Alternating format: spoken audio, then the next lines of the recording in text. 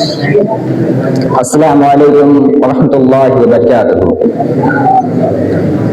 الحمد للہ رب العالمین والصلاة والسلام علی اشرف الانبیاء والمرسلین نبینا محمد وعلی آلہ وصحابہ اجمعین، اما بعد۔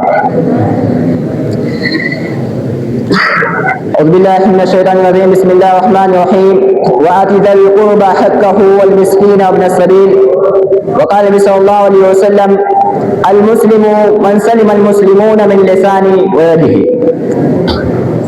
اسلامی بھائیوں اور دوستوں، آج کے سالانہ انجمن میں جس موضوع کے تحت لبوزائی کرنا چاہتا ہوں، میرا موضوع بیان ہے حقوق العباد۔ ایک مسلمان کو مکمل مسلمان بننے کے لیے ضروری ہے کہ وہ حقوق اللہ یعنی اللہ رب العالمین کے حقوق کو ادا کرنے کے ساتھ ساتھ حقوق العباد یعنی بندوں کے حقوق کو ادا کرے۔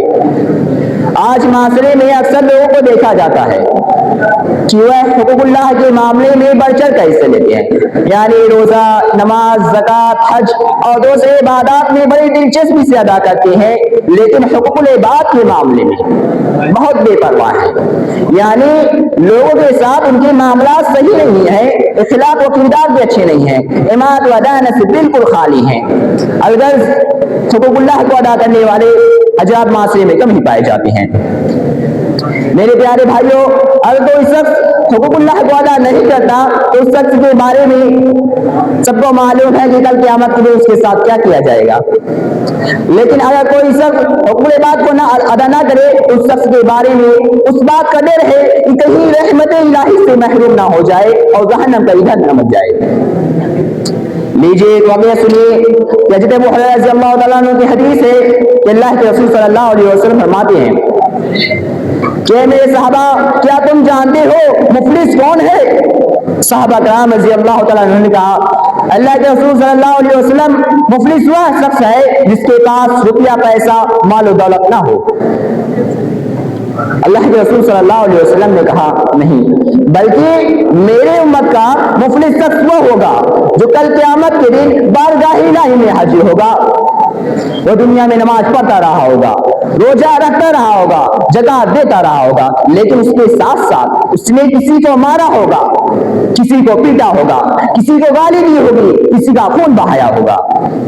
یہ سب مظلومین بارگاہ الہی میں حاضر ہوں گے اور اس کے خلاف استغاثہ دائر کریں گے۔ تو اللہ رب العالمین اس کی نیکیاں ان مظلومین میں تقسیم کر دے گا، یہاں تک کہ اس کی نیکیاں ختم ہو جائیں گی، صرف اس کے پاس گناہ ہی گناہ باقی رہ جائیں گے۔ تو اور دوسروں کے حقوق بھی ہوں گے، تو اللہ رب العالمین مظلومین کے گناہوں کا بوجھ اس کے پر لاد دے گا، یہاں تک کہ اس کے پاس صرف گناہ ہی گناہ باقی رہ جائیں گے۔ تو اللہ رب العالمین فرشتوں کو حکم دے گا، کسی لے جاؤ، اسے جہنم میں ڈھکیل دو۔ دیکھا آپ نے کہ روزہ، نماز، زکوٰۃ، حج اور دوسرے عبادات کے ساتھ ساتھ حقوق العباد کی اہمیت اور اس کی ادائیگی کتنی ضروری ہے۔ ان میں کوتاہی سے ہماری باتیں برباد ہو سکتی ہیں۔ اللہ رب العالمین نے رشتہ داروں کا حق دینے کا حکم دیا ہے، جیسے کہ اللہ رب العالمین کو ارشاد فرماتا ہے، وآت ذی القربى حقہ، تم اپنے رشتہ داروں کا حق دیتے رہو۔ اس آیت کریمہ کے اندر حکم ہے کہ جو حضرات صاحب حیثیت ہیں، یعنی جن کے پاس روپیہ پیسہ مال و دولت ہے، ان کے جو رشتہ دار غریب ہیں، ضرورت مند ہیں، وہ ان کو تعاون کرے، ان کی مدد کرے، اور مدد کر کے یہ سمجھے کہ ہم نے ان کا حق ادا کیا ہے، ان کا احسان نہیں کیا ہے۔ اگر صاحب ضرورت ہم ان کا حق ادا نہیں کرتے تو اللہ رب العالمین کو مظلوم قرار پائیں گے، جیسا کہ اللہ رب العالمین قرآن مجید کے اندر ارشاد فرماتا ہے، یا ایھا الذین آمنوا لا تبطلوا صدقاتکم بالمن والأذى، اے ایمان والو، اپنے صدقہ و خیرات کو احسان جتا کر، ایذا پہنچا کر برباد نہ کرو۔ جو لوگ ایسا کرتے ہیں تو اللہ رب العالمین کے ہم مسلم قرار پاتے ہیں۔ میرے پیارے بھائیوں، مسلم قرار پاتے ہیں، اسی وجہ سے کوئی رشتہ دار غریب اور ضرورت مند ہونے کے باوجود اپنے کسی مالدار رشتہ دار سے مدد لینے سے کتراتا ہے۔ اسی طرح ہمارے اس رویے اور اخلاق سے کتنے ہی ضرورت مند رشتہ دار ہمارے مدد سے محروم رہتے ہیں۔ میرے پیارے بھائیوں، اللہ رب العالمین نے فرمایا کہ رشتہ داروں کے حق ادائیگی اور ان کی مدد کرنا دگنا اجر ہے۔ ایک صدقہ، ایک صلہ رحمی، جیسا کہ اللہ کے رسول صلی اللہ علیہ وسلم فرماتے ہیں الصدقۃ علی المسکین صدقۃ وہی علی ذی رحم صلاتان و صدقۃ وصیلۃ، کسی مسکین پر صدقہ کرنا ایک نیکی ہے، اگر یہی صدقہ رشتہ دار پر کرنا ڈبل نیکی ہے۔ ایک صدقہ اور ایک صلہ رحمی۔ میرے پیارے بھائیوں، آئیے جاننے کے رشتہ دار کتنے قسم کے ہوتے ہیں۔ رشتہ دار 3 قسم کے ہوتے ہیں۔ نمبر 1، رشتہ دار پڑوسی، یعنی وہ آپ کے خاندان کا ہو اور آپ کے پڑوس میں بھی رہتا ہو۔ ایسے پڑوسی کا تو ہر موقع پر خیال رکھنا چاہیے کیونکہ اس کا آپ پر دگنا تعلق ہے۔ نمبر 1 پڑوسی ہونے کی وجہ سے، نمبر 2 رشتہ دار ہونے کی وجہ سے۔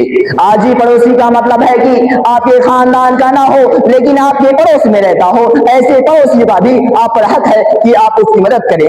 آج ہی پڑوسی کا مطلب ہے کہ آپ کے خاندان کا نہ ہو، نہ آپ کے پڑوس میں رہتا ہو لیکن آپ کسی بس میں یا ٹرین میں سفر کر رہے ہیں، کوئی شخص آپ کے بغل سیٹ میں بیٹھا ہو تو اس کے بھی خیال رکھنا چاہیے، اس کو اپنے اچھے انداز سے سمجھانا چاہیے۔ اور آئیے جاننے کی اللہ کے رسول صلی اللہ علیہ وسلم نے فرمایا ایک مسلمان کو دوسرے مسلمان پر باقی میں دعا ہے رب العالمین ہم تمام مسلمانوں کو حقوق اللہ کی ادائیگی کے ساتھ ساتھ حقوق العباد کی ادائیگی کرنے کی توفیق عطا فرمائے، آمین۔ وآخر دعوانا الحمدللہ رب العالمین۔